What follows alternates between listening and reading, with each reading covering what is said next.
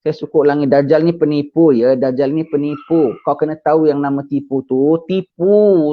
Palsu. Nanti dia bilang anda punya negeri sebetulnya dalam masalah. Pentadbiran masalah. Masalah yang disebutkan tu palsu. Sebetulnya tak ada masalah. Dia punya huraian pun palsu juga. Bukan membawa baik. Kita ingatkan obat. Rupanya yang dia bawakan tu racun. Kita ingatkan yang dibawakan tu pemulihan. Rupanya yang dibawa itu adalah pemusnahan. Sampai cerit-berit sampai masuk hospital. Oh tak ada, itu sebab lain.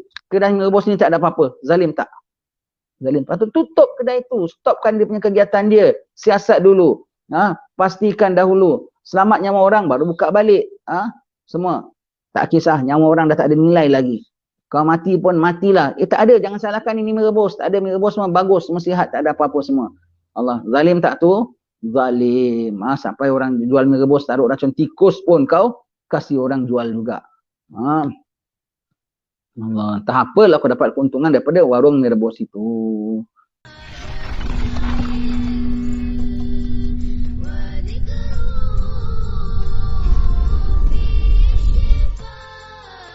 Assalamualaikum warahmatullahi wabarakatuh. Alhamdulillah, syukur pada Allah Ta'ala. Selamat kita berjumpa pada pagi ini. Semoga Allah Ta'ala ampunkan dosa-dosa kita. Semoga Allah Ta'ala tetapkan iman kita. Semoga Allah Ta'ala meredai kita. Semoga Allah Ta'ala piada kita dalam ketakwaan kepadanya senantiasa. Semogalah pada saki-baki kita, pada saki-baki kehidupan kita ini, kita dapat taat kepada Allah Ta'ala, dapat terpelihara iman. Ya Allah, Allah telah berikan kita iman daripada awal hayat kita. Dan tinggal saki-baki sedikit saja lagi kita mohon ya Allah agar iman ini ditetapkan ya Allah. Agar iman ini ditetapkan ya Allah, agar iman kami ini ditetapkan ya Allah. Sungguhnya Allah Ta'ala sajalah yang boleh beri kepada iman kepada siapa yang dikehendaki, dan dia boleh cabut dan dia boleh menyesatkan siapa saja yang dikehendaki. Kami berlindung ya Allah, berlindung jangan sampai kami jadi sesat ya Allah. Kami mohon padamu ya Allah. Kami takut ya Allah, kami mohon padamu ya Allah agar iman kami tidak terpesong ya Allah. Kami mohon agar kami senantiasa mempertuhankan-Mu ya Allah. Sungguhnya tiada Tuhan melainkan-Mu saja. Hanya tiada Tuhan melainkan-Mu saja yang layak disembah hanya-Mu saja ya Allah. Kami bermohon kepada-Mu ya Allah agar apabila sampai ajal maut kami mati dalam keadaan tetap beriman kepada-Mu ya Allah, dalam keadaan husnul khatimah. Amin Allahumma amin. Alhamdulillah kita baca kitab kita, kitab Iqtarabatis Sa'ah, kiamat hampir tiba. Tanda-tanda kiamat yang besar.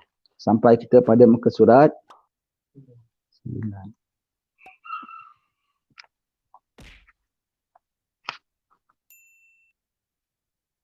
Kemungkaran berleluasa, betul? Baik.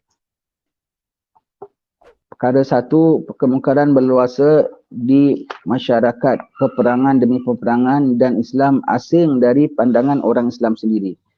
Ini semua adalah sebagai rumusan dan ringkasan daripada kitab yang pertama yang kita telah baca dahulu. Kitab Kiamat Masih Dekat, kitab 1. Ini angka 1 ni, perkara 1 ni adalah sebagai rumusan dan sebagai sedikit kesinambungan daripada bab yang dahulu kita telah baca. Sebenarnya semua gejala buruk dan huru-hara akhir zaman yang telah kita sebutkan dalam buku 40 hadis peristiwa akhir zaman yang baru kita singgungkan dalam mukaddimah tadi adalah sebagai tanda-tanda hampirnya kemunculan Dajjal. Betul ya? Jadi apa yang kita katakan semua tu tadi dalam tanda-tanda kecil tu, itu adalah mukaddimah, petunjuk jalan to usher in the era of Dajjal. Dajjal punya era sesat, punya era degil, Dajjal punya era orang pentingkan dunia. Macam mana? Kita kalau dengar nanti akhir zaman, kalau na'udzubillah orang boleh berimankan dengan Dajjal, mempertuhankan dia, bagaimana? Dari sekarang dah mula latihannya. Dari sekarang dah mula dunia lagi besar. Dari sekarang dah mula lebih lagi agama bukan paling besar. Agama bukan paling besar. Nyawa paling besar. Agama paling besar. Nyawa nombor 2. Harta lagi bawah lagi. Agama paling besar. Apapun ukur taranya, memang agama kita bukan agama yang rigid, yang keras. Apa ukurannya kalau sampai agama sampai jadi terancam, hati-hati sekali. Paling-paling kita jaga dalam apa-apa hal sekalipun kita lihat yang berlaku, agaknya apa akibatnya. Taruhlah kita nak main saham sekali ke, ataupun kita nak buka company ke, ataupun kita nak pergi jalan makan angin ke, ataupun kita nak makan mie rebus ke, apa saja kita tengok nombor satu, duit aku kena tipu ke tidak, betul tak? Duit aku kena tipu ke tidak? Sebab kita tengok, oh mahal sangat, sepinggan mie rebus sudah harga sampai RM30, itu duit aku kena tipu, aku tak beli. Baik, lepas itu kita tengok kalau harganya patut sekalipun, kita tengok nyawa terancam tak? Kesihatan terancam tak? Makan mie rebus, makan mie rebus tapi aku tengok Allah tempat dia punya kotor, nampak ada tikus lalu apa semua, nak makan tak? Tak nak makan walau murah sekalipun. Pasal apa? Ada nyawa terancam. Last sekali, harga bersih, harga pun patut, tempat pun bersih, tapi tengok agama dia terancam tak? Tengok kedai ni banyak tukang masak dia, ada non-muslim, ada apa semua, campur-campur semua. Aku bimbang lah. Aku bimbang kalau ada terjejas dalam agama aku, terus tinggalkan. Terus tinggalkan. Agama nombor satu. Jangan agama kau tengok, oh agama fleksibel.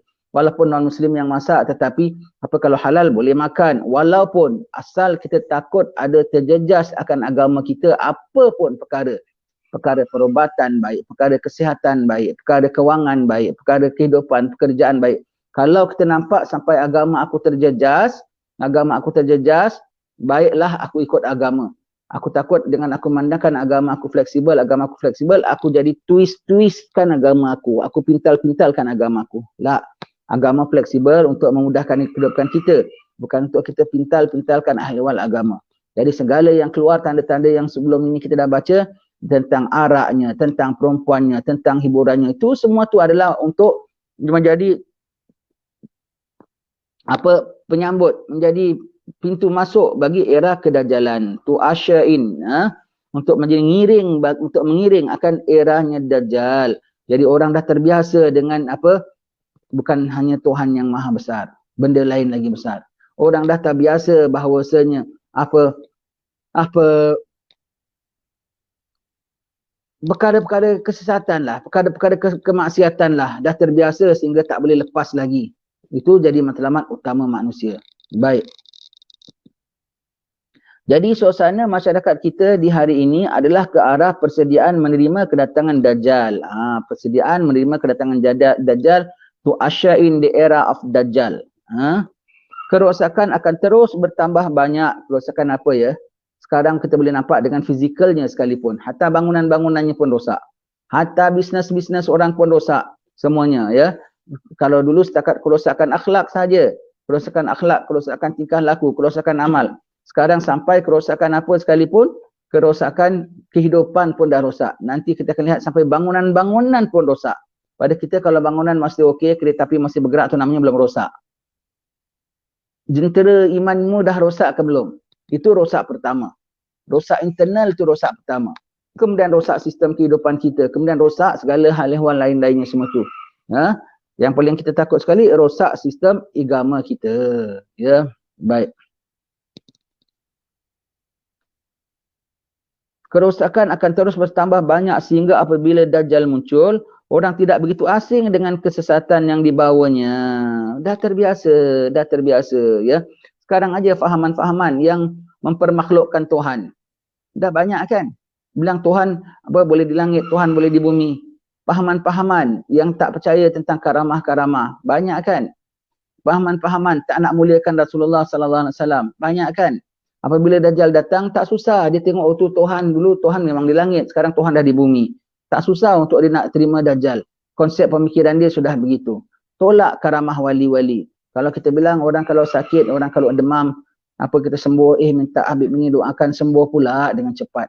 Hujan tak turun, jumpa sama kiai ini, ulama ini, dia doa hujan turun pun cepat. Jangan cakap begitu, syirik. Allah. Syirik. Tak ada yang turunkan kecuali Allah saja. Jangan percaya itu karamah-karamah. Syirik. Astaghfirullahalazim. Yang doa aku doa kiai, tapi yang turunkan Allah. Yang aku menghadap Habib, tetapi yang turunkan, yang sembuhkan tetap Allah. Tetap Allah. Itu aku pegang. Mana syiriknya? Tetapi tak kasih sebut pun perkara wali-wali. Semua everything direct from Allah himself. Ini wali-wali tak ada kena-mengena. Dia doa ke tak doa, tak ada kena-mengena. Semua Allah direct himself. Nafikan. Nanti kalau dia bilang semua direct from Allah, kita pun tahu semua from Allah. Tapi di situ ada Allah kabulkan doa setengah-setengah hamba-hambanya. Di situ ada permintaan-permintaan orang yang Allah Ta'ala layan sekali. Kerana Allah Ta'ala kasihnya kepada orang-orang tertentu. Kalau kita bilang no, direct from Allah alone, direct from Allah alone, itu bagus tak? Kau dah menafikan sistem Allah Ta'ala juga. Memang kita tahu all direct from Allah, tapi kau dah menafikan sistem Allah, termasuk di situ ada juga sihir. Ada juga istidraj yang berlaku di kalangan dari hamba-hamba Allah. If you say that everything is from Allah directly, tak ada involve makhluk punya cerita, nanti takdir Dajjal turunkan hujan, Dajjal keluarkan makanan, kau dah bilang ini direct from Allah, all direct from Allah, makhluk tak ada cerita, all direct from Allah, so he must be Allah. Na'udzubillah min zalik. Ya? Kalau kita tahu hujan lantaran siapa? Berkat doa kiai. Dari Allah, tapi berkatnya siapa? Tahu-tahu hujan dari tangan fulan. Dan fulan bukan orang alim, fulan bukan orang Islam pun. Maka tetap dari Allah, tetapi perantaraannya siapa? Kafir. Kafir. Dan kafir itu siapa? Jangan-jangan dia Dajjal ataupun kuncu-kuncunya Allah. Ya. Kalau orang dah mula sekarang ni banyak dah pahamannya yang begitu semua tu. Dan mereka rasa mereka selamat. Na'udzubillah. Ada pula yang tukang promosi-promosi pahaman-pahaman yang begini. Bahkan di sebahagian masyarakat kemunculan Dajjal adalah merupakan kehadiran seorang tokoh yang sangat-sangat dinanti-nantikan. Our savior, our messiah, our hero. Allah, ya. Bahkan ditengok inilah yang menyelamatkan, Tuan-tuan, saya suka ulangi lagi ya. Saya suka ulangi, Dajjal ni penipu ya, Dajjal ni penipu. Kau kena tahu yang nama tipu tu, tipu. Kau jangan bayangkan Dajjal nanti kalau keluar, matanya sebelah, matanya memang sebelah lah. Kau jangan bayangkan matanya sebelah, mukanya menyeringai, muka macam kita bayangkan dalam gambar-gambar banyak kan. Dajjal matanya satu, mukanya menyeringai, rambutnya merega, dia Dajjal. Dia gitu orang pun lari, orang nampak semua, orang tangkap, kan orang gila ke, ingatkan dia hantu ke ya. Dia keluar, sepesona-pesona wajah dan watak dan penampilan, itulah dia. Kalau ada satu artis yang begitu menawan orang, Dajjal lebih menawan daripada artis itu. Handsome orang, Dajjal lebih menarik daripada orang itu walaupun mata di sebelah saja. Kalau ada ahli politik yang bijak, kalau cakap kami akan bangunkan ini, kami akan tadbir ini semua. Dajjal kalau cakap lebih meyakinkan di kalangan kocar kacir, nanti di kalangan orang tengah kesempitan dan kesusahan, kami akan atur ini, kami akan buat ini, kami itu orang tengah ya tak ya. Ahli politik pun akan ikut cakap dia nanti. Ahli politik pun akan ikut cakap dia sekali. Tapi palsu. Nanti dibilang anda punya negeri sebetulnya dalam masalah. Pentadbiran masalah. Masalah yang disebutkan tu palsu. Sebetulnya tak ada masalah. Dia punya huraian pun palsu juga. Bukan membawa baik. Kita ingatkan obat. Rupanya yang dia bawakan tu racun. Kita ingatkan yang dia bawakan tu pemulihan. Rupanya yang dia bawa itu adalah pemusnahan. Politik pun nanti dia kacau. Kalau ada orang ahli ekonomi yang handalan, dia akan datang bawa, tuan-tuan negeri anda sebetulnya adalah miskin, di bawah paras kemiskinan, di bawah paras ini, padahal miskinnya tidak. Kita dah tahu yang nama miskin tu macam mana, kita dah tahu yang nama qanaah tu macam mana, cukup apa yang ada. Kita tahu yang nama miskin tu macam mana, kita tahu yang nama fakir tu macam mana, kita tahu yang nama cukup tu macam mana, kita tahu yang nama kaya tu macam mana. Asal kau tak boleh terima zakat saja, itu namanya kau tidak miskin. Kau sudah terjumlah kaya, asal kau tak terima zakat saja, kau sudah kira cukup, aku sudah kira kaya, Kalau sampai kau sudah keluar zakat saja, kau dikira mewah, ya. Tapi nanti orang yang dah keluar zakat sekalipun, orang yang ada savingnya banyak sekalipun, dia bilang sebetulnya anda masih di bawah paras kemiskinan. Anda tak begini, anda akan ketinggalan. Tengok income di negeri mana, income ekonomi anda teruk, bohong. Dia bilang ekonominya teruk, tetapi tidak. Nanti dia bilang kami ada solusinya, kami akan buka kilang di sini, kami akan buka, pembohong. Dia hanya 4 hari, 40 hari, mana dia sempat nak bikin apa semua. Yang dikatakan kita dalam derita, kita dalam ini semua, bohong. Dan dia punya solusinya pun bohong. Kau ikut dia makin ranap ekonomi kau. Kalau ada pakar perubatan, dia tampil sebagai pakar perubatan. Orang tak sakit, dia bilang dia sakit. Anda sakit, anda kena kurap, anda kena itu, anda kena semput, anda kena ini. Yang dia cakap sakitnya semua tu bohong. Tak real sakit pun, not real sakit pun, not real sickness pun. Anda sakit, anda penyakit, bukan betul pun, sebetulnya tak sakit pun. Kau sampu gosok minyak cat kapak aja dah hilang dah umpamanya ya. Tapi dia bilang anda sakit dan sakit anda serius dan kronik. Saya ada obatnya, penawarnya. Sakitnya bohong, obatnya pun bohong. Makin pakai, kau jaga sakitnya, kau makin jadi porak-peranda, kau makan obatnya, makin kau teruk, makin kau mati. Bohong semua. Tapi orang percaya dialah pembawa penyelamat nyawa manusia. Kemudian kalau ada apa ahli ekonomi apa semua tadi, dia bilang kami akan bangkitkan ekonomi orang apa semua tu. Miskinnya bohong, ekonominya pun bohong. Kalau apa ehwal sosial nanti dia akan bawa, tuan-tuan kenapa nak perlu berpecah, kenapa berpisah, bukankah kita satu warga dunia, biar kita bersatu. Kita lihat dalam bangsa, dalam grup kami ni, kenapa anda curiga? Ada dalam kami, semua ada dalam kami. Kenapa anda curiga tentang apa yang kebaikan yang kami nak bawa? Anda sudah jadi orang yang kiranya pemikiran sempit. Lihat bersama dengan kami, siapa dalam kami Islam ada? Afrika pun ada, Jepun pun ada, Rusia pun ada, Melayu pun ada, Islam pun ada, Ustaz pun ada. Tengok semua dalam kami, tapi semua yang dah angguk dengan dia punya orang. Yang tak ikut dia kira orang yang asing, dia tak ikut orang yang kiranya orang yang tak betul semua tu. Fitnah, dan itu namanya fitnah Dajjal. Kita pun tengok, iyalah kalau dah Ustaz pulan ikut apa Dajjal sekian, mufti pulan pun ikut Dajjal, qadi pulan pun ikut Dajjal, ya pada ketika itu takut dia. Kalau dah mufti dan qadi pun kita bimbang ya. Kalau dah orang-orang alim pun kita bimbang, ini kan pula orang macam kita tuan-tuan sekalian. Ini kan pula orang-orang macam kita, kena jaga, kena takut ya. Berlindung sama Allah Subhanahu Wa Taala. Berlindung sama Allah Taala, dia punya apa, dia keluar hari pertama 1/3 umat Islam terus ikut dia immediately. Puluhan ribu yang bergelar ulama, tapi semua ulama su' belaka lah.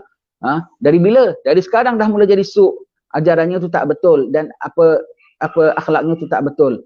Na'udzubillah. Terus lari ikut Dajjal. Orang pun tengok, ustaz kita pun ikut, kita berlindung, janganlah ustaz kita ikut dan janganlah kita pun ikut. Berlindung sama Allah Ta'ala ya. Yang dia bawa semuanya yang dia bilang permasalahan yang dikemukakan palsu, penyelesaiannya pun palsu. Tetapi kerana orang sudah panik, orang takut kurang sikit pun dunianya, dan orang nakkan kemewahan dan keselesaan yang teramat sangat, tak boleh istilahnya gigit nyamuk pun tak nak. Maka gigit nyamuk pun orang sangka, wah awak sudah gigit nyamuk, awak sedang ini adalah bahaya sangat besar umpamanya lah ya. Apa ini sudah macam kalah-kalah dia punya, kalau bilang kena gigit nyamuk macam kalah-kalah kena gigit rimau. Dia kalau sebut, Allah lebih suluh dari kuah. Dia punya perkara yang dia besar-besarkan, perkara apa sejengkal pada dia tu sedepa. Kalau di sisi Dajjal semua tu, Allah semua. Dan orang akan ikut. Dan kita bilang, nasib baik ikut cakap dia, ekonomi kita akan bangkit. Nasib baik ikut cakap dia, kesihatan kita terpelihara. Nasib baik dah, dia jadi hero. Last dia suruh sembah, kau pun semua sembah sama ramai-ramai. Alhamdulillah min zalik ya. Semua begitu ya. Hati-hati ya. 5 golongan yang very vulnerable untuk jadi Dajjal. Bagaimana kita dengar keterangan daripada Habib Kazim bin Ja'far As-Saggaf, Hadramaut.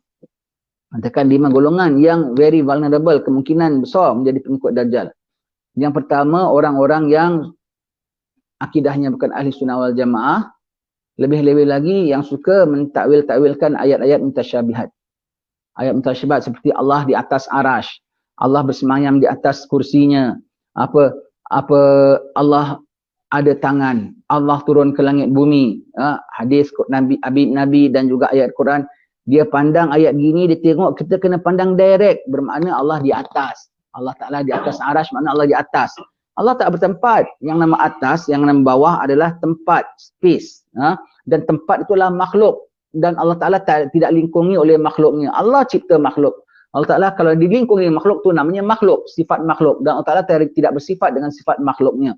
Kita kena clear sekali kita punya pegangan ahli sunnah wal jamaah. Tapi mereka bilang, kalau gitu Tuhan di atas. Tuhan sendiri bilang dia di atas arash. Arash di atas, bermakna Tuhan di atas. Dia bersemayam, bermakna dia duduk lah, maknanya ada punggung, dia boleh diri, dia boleh duduk. Kalau di atas, kalau dah bilang dia di atas, bermakna dia boleh turun bawah tak? Boleh turun bawah. Nanti kalau nampak Dajjal, dia bilang, kita bilang dia bukan Tuhan. Tuhan mana begitu? Itu Tuhan dulu di atas, sekarang Tuhan dari bawah lah. Kalau kita bilang, ini manusia, kau tengok dia ada bertangan, ada berkaki. Kan Tuhan bilang memang Tuhan, kalau kau datang dengan Tuhan berjalan, dia datang berlari. Kan dia ada kaki lah tu. Astaghfirullahaladzim. Dia takwilkan ayat-ayat itu ikut sesuka hati dia. nanti apa sifat-sifat Allah Ta'ala ditakwilkan ikut sesuka hati dia, maka sifat Dajjal pun dia mengatakan itu sifat Tuhan. Dia bilang pada kita clear cut, aku tengok tu manusia, bahkan aku nampak bukan hanya manusia jahat tu. Tapi kau boleh memandang itu sifat Tuhan, kau boleh bilang itu sifat Tuhan. Allah, na'udzubillah, kau boleh bilang itu sifat Tuhan dengan pada apa zaman Dajjal nanti, ya. Yang pertama, orang yang suka takwil-takwilkan ayat mutasyabihat ikut sekendak hati dia. Yang kedua, orang yang tak percaya karamah wali-wali yang kita katakan tadi. Dia kalau bilang no, direct from Allah. Nanti Dajjal keluarkan roti, Dajjal turunkan hujan, direct from Allah, so he must be Allah. Kalau kita bilang ada manusia di situ, ada makhluk di situ menjadi perantara, seperti orang buat sihir, diizin oleh Allah Ta'ala, tetapi diizin oleh Allah, berlaku dengan izin Allah Ta'ala, tapi yang punya kerja siapa? Yang initiate siapa? Tukang sihir. Memang diizin oleh Allah Ta'ala, hujan turun, tapi yang doa siapa? Wali. Tapi kena tengok perantaranya tu siapa? Maka perantaranya tu adalah makhluk yang dimurkai oleh Allah Ta'ala, Dajjal, na'udzubillah min dzalik. Yang ketiga, yang kemungkinan dari Dajjal ialah orang suka keduniaan. Demi selamatkan dunia, demi selamatkan harta, demi semua perkara dunia. Agama last priority. Sekarang kita dah nampak belum agama last priority? Semua dunia dahulu last priority. Maka Dajjal datang bawa dunia. Tak apa agama kita fleksibel,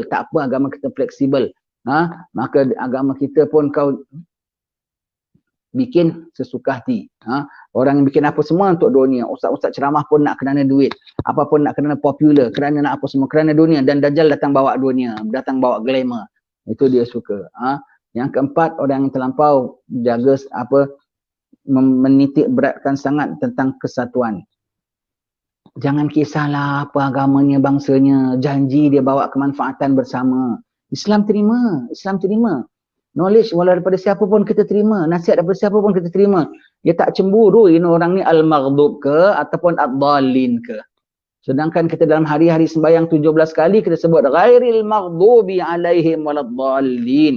Apa nilai yang kau sebut? Jangan ikut jalan mereka yang dimurkai oleh Allah dan sesat, tetapi kau ikut telunjuk mereka.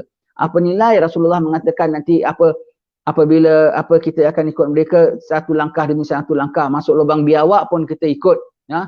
Itu semua cakapan Nabi. Kau tak apa, itu lain perkara ini kita boleh ikut kerana mereka keahliannya ni. Kita ikut mereka, nak ikut siapa? Macamlah kurang sangat keahlian dalam agama Islam. Dan kalau mereka keahlian ni bidang itu tak dapat pun tak apa sebetulnya. Tak important punya bidang langsung, tapi dia taruh itulah number one punya paling important dalam dunia.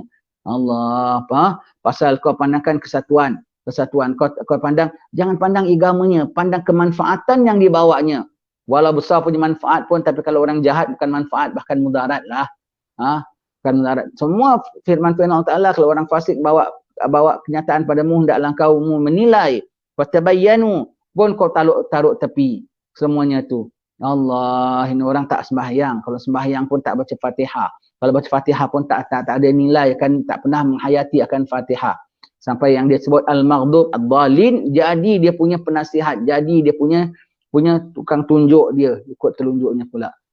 Yang kelima ialah perempuan. Lepas Nabi bilang ikat wanita-wanitamu di tiang pada akhir zaman nanti, ya. Ikat wanita-wanita semua. Sebab perempuan dia tak tahan. Bang, saya tak tahan bang. Tengok mak saya semua begini. Adik-beradik saya semua begini. Ikutkan cakap awak. Jadi saya jadi asing pada mak saya, pada apa semua. Allah, semua pasal mak bapaknya, keluarganya semua gitu. Bang, saya tak tahan bang. Awak ni ikut dengan pahaman awak. Saya jadi tak selesa begitu begini semua. Nanti bininya yang nak lari, nak ikut sama dia. Dajjal. Kena keluar ikut. Kalau ketika itu tuan-tuan sekalian, jangan sedih. Kalau ada 2-3 orang bini, 1-2 yang nak keluar, biar keluar. Kau ada satu pun cukup lah. Kalau kau hanya ada satu bini saja, dia nak keluarlah. Kau tahan sikit, kau menduda sikit saja. Lepas itu, kau kahwinlah bidadari. Habis cerita. Kau dapat ada jodoh lain, kau kahwin. Tak sempat jodoh lain pasal ladang hujung kiamat, kau jaga diri kau baik, nanti kau kahwin bidadari sudah. Kalau perempuan-perempuan macam gini semua, tak mau tahan, dia nak lepas. Agama kau nombor 1. Jangan keranakan dia, okeylah abang ikutkanlah pada agama porak-poranda pun. Perceraian pun satu perkara yang dibenci oleh agama. Perceraian dibenci oleh agama. Tetapi mendampingi perempuan jahat itu lebih berbahaya bagi agama. Begitu ya. Allah, 5 golongan. 5 golongan. Yang pertama, orang yang bukan akidah ahli sunnah wal jamaah, tak percaya dia takwilkan ayat-ayat mutasyabihat ikut suka dia. Yang kedua, orang yang tak tahu konsep situ ada karamah, di situ ada sihir. Orang tak percaya wali, maka dia pun tak boleh kesan akan sihir. Yang ketiga, orang yang jadi semuanya demi dunia, mabuk dunia, dunia number one. Nombor 4 ialah orang tanpa semua pegang semua kesatuan. Memang kita tak disuruh gaduh dengan orang kafir. Selama ni kita ada gaduh, kita tidak. Kita kerjasama lagi, kita bantu meniaga dia, kita sokong lagi, kaya lagi dia.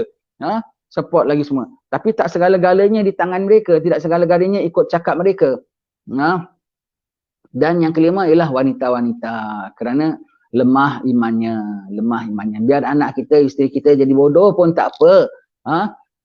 Hal itu bukan bodoh. Itulah yang pintar. Keluar rumah tak berani, campur-campur orang sangat tak berani. Ya. Sayyidina Ali mengatakan 3 sifat bagi wanita bagus, bagi laki-laki tak bagus. Yang pertama berani. Bagi laki-laki bagus, bagi wanita tak bagus. Berani pergi mana semua daring. Oh, saya pergi Penang sendiri naik bas. Amboi beraninya, tak bagus. Perempuan tanpa berani sangat tak bagus. Saya approach, saya jumpa sama Ustaz Fulan, saya tanya, tak bagus. Perempuan berani sangat tak bagus. Saya siapa bukan kecil saya serang. Perempuan tak bagus. Perempuan berani sangat tak bagus. Nombor 2 ialah sombong. Iaitu ramah sangat. Sombong. Bagi laki-laki tak bagus, bagi perempuan bagus. Sombong tu bukan maknanya sombong angkuh ya. Maknanya tu tidak ramah.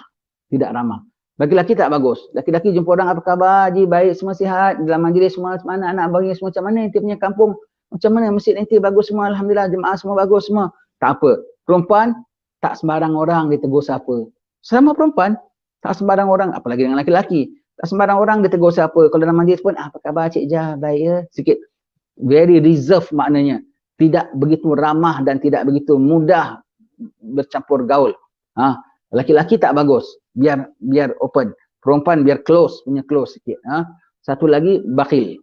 Laki-laki bakhil tak bagus. Perempuan bakhil bagus. Nak beli duit tangan, sayang duit. Pasal diorang kalau tangan nak beli shopping, dia jadi pemurah sekali. Nak beli baju, cantik lah. Berkenan, ambil 3 warna lah. Allah, bakhil bagus. Berkenan, ambil 3 warna. Tak payah, satu sudah, sayang duit. Satu pun, ini pun mahal sangat. Beli yang lebih kurang tapi murah sikit. Bakhil perempuan bagus. Dia jadi ekonomi dia terpelihara. Ini 3 sifat. Ini 3 sifat bagus bagi wanita, tak bagus bagi laki-laki. Apa tadi kita bilang yang pertama? Berani, sombong, bakhil. Begitu ya. Ini sifat. Untuk wanita tak bagus. Setengah-setengah ada bagus bagi laki-laki, setengah-setengah tak bagus bagi wanita. Baik ya. Jadi di antara yang ditakutkan ini perempuan. Dia akan terpengaruh. Dia tengok jiran dia gitu, tengok dia kakak dia gitu, sepupu dia gitu. Semua dia tuntut laki dia. Bang, awak kena fikir bang. Bang, awak kena fikir bang. Kalau gitu kita tak dapat campur saudara mara bang. Bang, awak kena fikir bang. Dia tak tahan. Dia tak endure the pain. Dia tak sanggup semua itu ya. Semua dia nak lepas sahaja begitu ya. Jangan begitu kaum ibu. Tak kuatkan takwa. Alhamdulillah awak orang perempuan kalau dia dah baik betul tau. Siapa pujuk pun dia tak nak orang perempuan. Tapi kalau dia dah degil betul. Siapa pujuk pun dia tak peduli. Orang perempuan kalau dah betul sampai Rasulullah kalau contohkan perempuan. Iman, Nabi kalau bilang,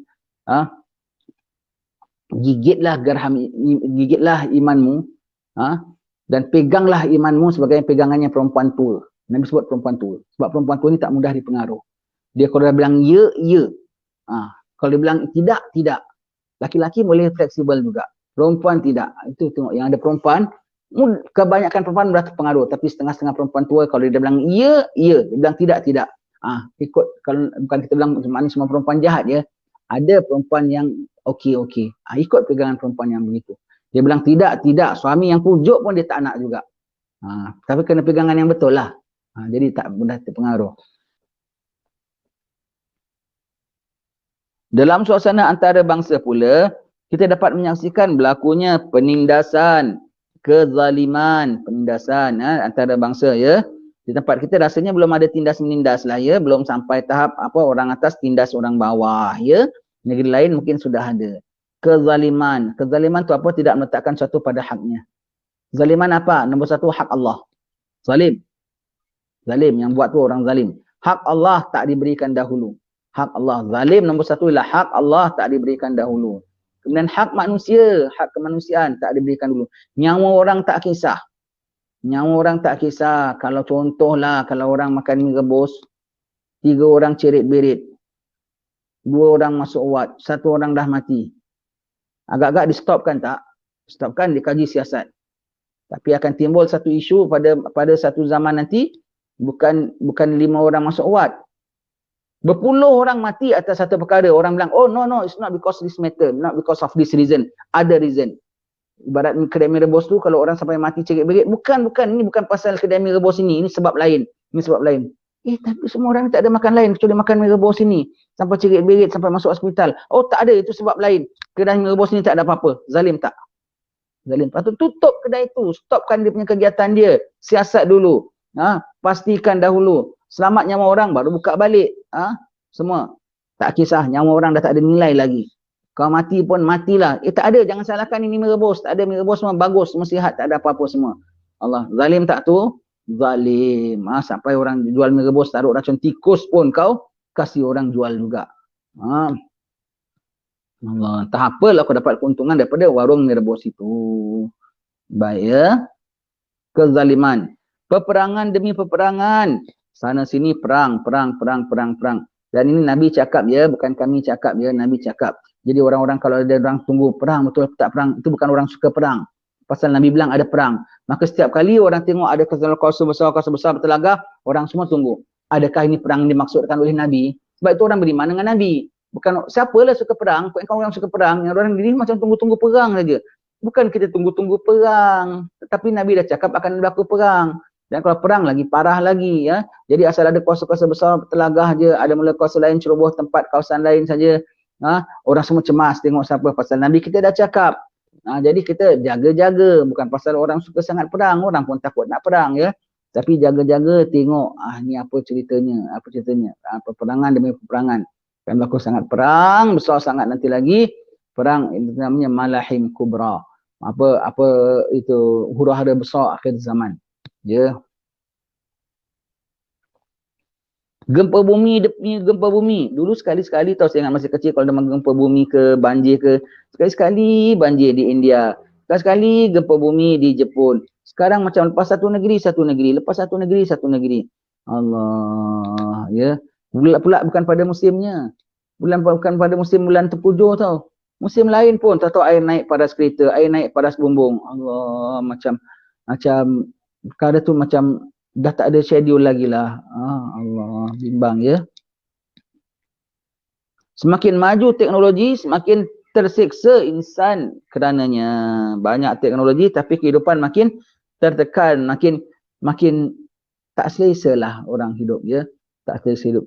Kan kita bilang ingat zaman-zaman kecil dulu, happy ya, selesa ya. Mandi parit pun daripada kita keseronokan. Sekarang parit pun dah tak boleh nak mandi lagi.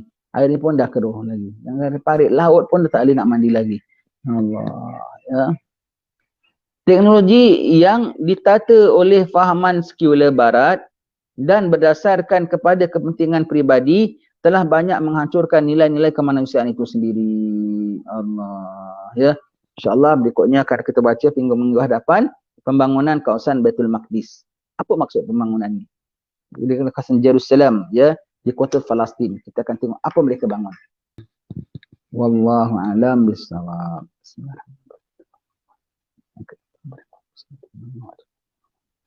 Akhir da'wahum alhamdulillah rabbil alamin. Sekian, insya-Allah jumpa lagi. Assalamualaikum warahmatullahi wabarakatuh.